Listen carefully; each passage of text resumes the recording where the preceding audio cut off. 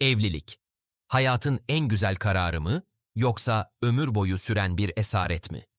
Evlilik, gerçekten hayatın en güzel bağı mı yoksa insanların özgürlüğünü kaybettiği bir hapishane mi? Kimilerine göre evlilik, sevdiğin insanla birlikte yaşlanmak, hayatı paylaşmak, çocuk büyütmek ve huzur içinde bir ömür geçirmek demek. Ama bu masal gerçekten mutlu sonla bitiyor mu? Bir düşünelim. Eğer evlilik bu kadar kutsal ve özel bir şeyse, neden insanlar evlendikten birkaç yıl sonra birbirinden bıkıyor? Neden evli çiftler başkalarıyla kaçamak yapma ihtiyacı hissediyor? Neden evli insanlar bekar arkadaşlarının özgür hayatına imrenerek bakıyor? Eğer evlilik gerçek bir bağysa, neden boşanma oranları her geçen yıl artıyor? Neden birçok insan evlilikten sonra her şey değişti diyor? Peki ya diğer taraf? Bekarlar gerçekten mutlu mu? Bekar kalmak gerçekten özgürlüğün doruğu mu yoksa yaşlandıkça pişman olunacak bir karar mı? Evlilik mi insanı mutlu eder yoksa evlilik sadece toplumun dayattığı bir zorunluluk mu? Bekarlık, özgürlüğün tadını çıkarmak mı yoksa yalnızlığa mahkum olmak mı? Bekarken kimseye hesap vermiyorsun. Ne zaman istersen uyanıyorsun, paranı istediğin gibi harcıyorsun, kiminle görüşeceğine sen karar veriyorsun. Güzel değil mi? Ama bir de şunu düşün. 40 yaşına geldiğinde, yalnız bir evde oturduğunu fark ettiğinde ne olacak? Gerçekten hayat boyu bu özgürlük seni mutlu edebilir mi? Bekarlar sürekli hayatımın tadını çıkarıyorum diyor. Ama gerçekten mi? Birinin hayatında olmasını istememek bir seçim mi, yoksa kimseyle uzun vadeli bir ilişki yürütememenin bahanesi mi? Ama öte yandan, evlilik de bir zorunluluk olmak zorunda mı? İnsan sadece kendi başına da mutlu olamaz mı? Hayatı paylaşmak gerçekten herkesin ihtiyacı mı? Eğer evlilik şartsa neden bazı insanlar evlenince bunalıma giriyor? Eğer bekarlık kötüyse neden bazı insanlar hayatlarının en mutlu döneminin bekar zamanları olduğunu söylüyor? Belki de problem evlilik ya da bekarlık değil, insanların seçimlerinden memnun olmaması. Evliler bekarlara özeniyor. Bekarlar evlilere.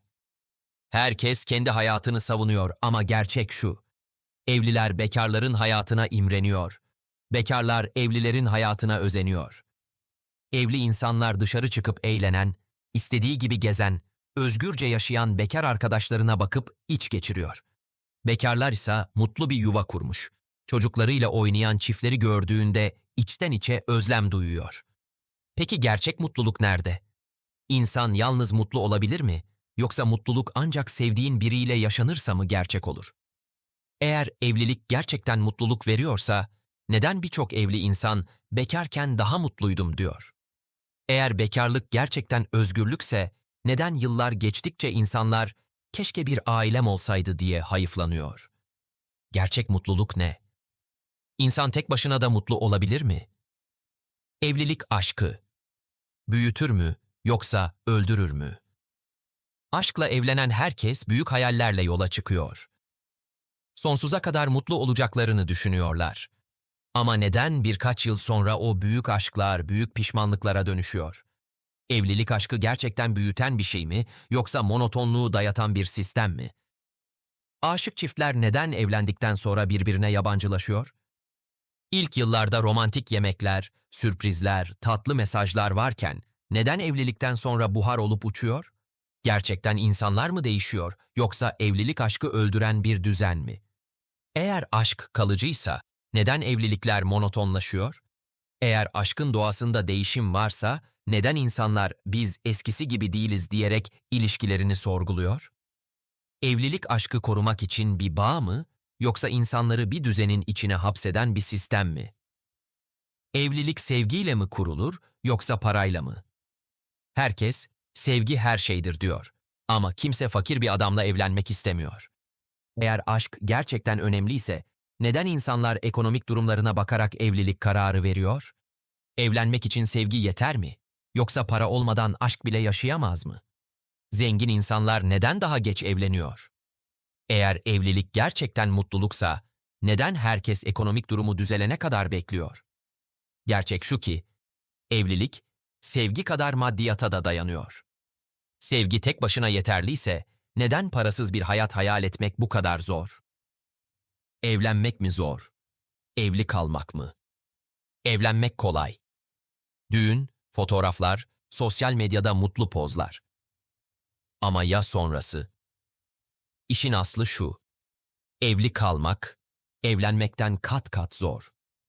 İnsanlar neden birkaç yıl sonra, keşke daha önce ayrılsaydık diyor. Evliliğin doğasında mı sorun var, yoksa insanlar mı tahammülsüz?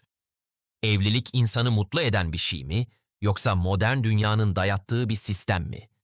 Gerçekten mutlu çiftler var mı, yoksa herkes toplum baskısından dolayı boşanmaktan korktuğu için mi birlikte kalıyor?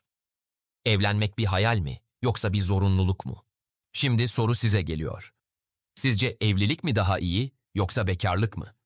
Bekarlar gerçekten mutlu mu, yoksa içten içe bir şeylerin eksikliğini mi hissediyorlar? Evli olanlar gerçekten hayatlarını seviyor mu? Yoksa kendilerini mi kandırıyorlar? Evlenmek hayatın en büyük mutluluğu mu? Yoksa özgürlüğü kaybetmek mi? Bekar olmak özgürlük mü?